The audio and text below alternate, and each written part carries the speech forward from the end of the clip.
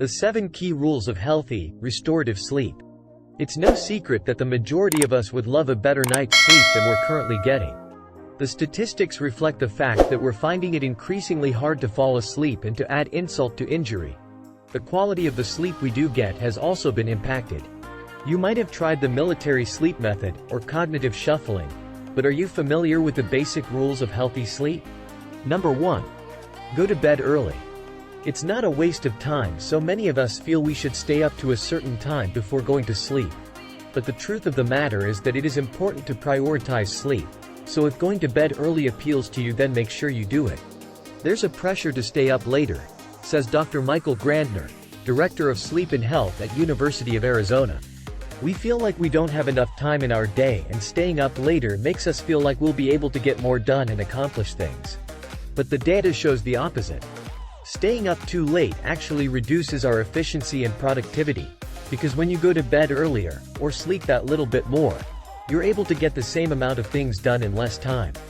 Number 2. Wind down before bed. You've spent the day glued to a screen and your stress levels are sky high. No wonder you're having a hard time getting to sleep. The key is to ensure you have adequate wind down time before bed to detach from the day and all that came with it. Make sure you budget time for wind down. Some people need half an hour, some more. It doesn't mean you have to sit there on a couch and meditate for half an hour, but combine relaxation and distraction for best results, says Dr. Grandner.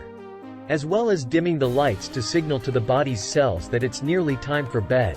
Anything that actively slows down your body and mind can help. Whether that's breath work, stretching, or simply pottering around avoiding any stimulation. It also pays to turn off your phone. We have all these pressures and go in our lives, but we need to give ourselves time to relax. It's not a light switch. Number 3. Don't stay in bed if you're struggling to sleep.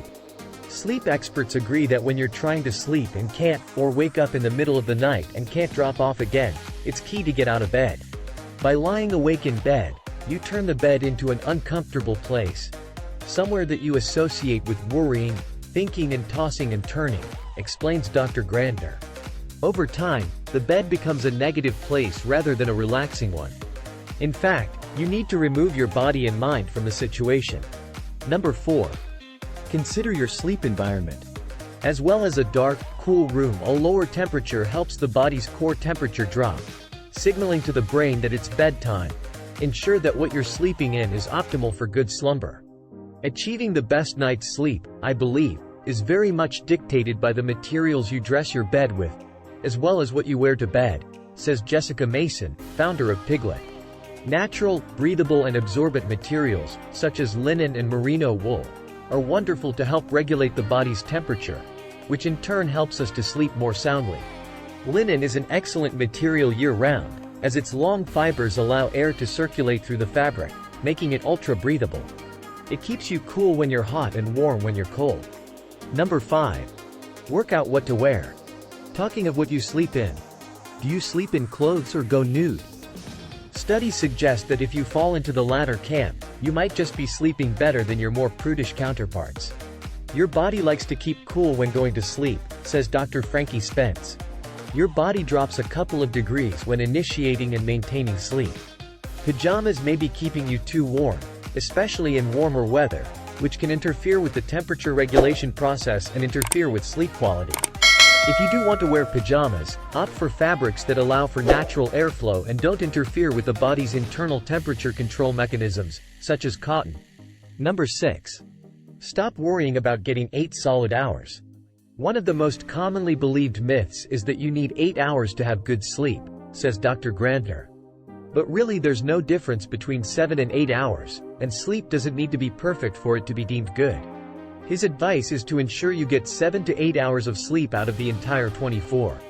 The vast majority should be in your biological night, but you can also make this time up with naps during the day. If you wake up feeling tired and groggy, he also adds that this isn't always a bad thing, but rather your sleep inertia at work, which in most cases should only last around 10 minutes. Number 7. Avoid sedatives where possible. Swerve sedatives or melatonin in favor of supplements which help relax the body and aid its all-round health. Melatonin impacts the circadian clock and is often taken incorrectly. It doesn't fix sleep problems in general and neither does it help with insomnia specifically, says Dr. Grandner, explaining that many medications either use weak sedatives that overpromise or sedatives which prompt you to wake up feeling groggy and hungover. You're more fatigued and tired during the day because you took a sedative. Most people want to be better functioning and more alert in the day, but this route backfires and makes the problem that they were trying to solve, which is their daytime performance, worse. Instead, he recommends looking to supplements which have antioxidant and anti-inflammatory effects and promote relaxation. Think adaptogens, to promote healthy sleep. That's it for today. Thanks for watching. Make sure to like, comment, and subscribe.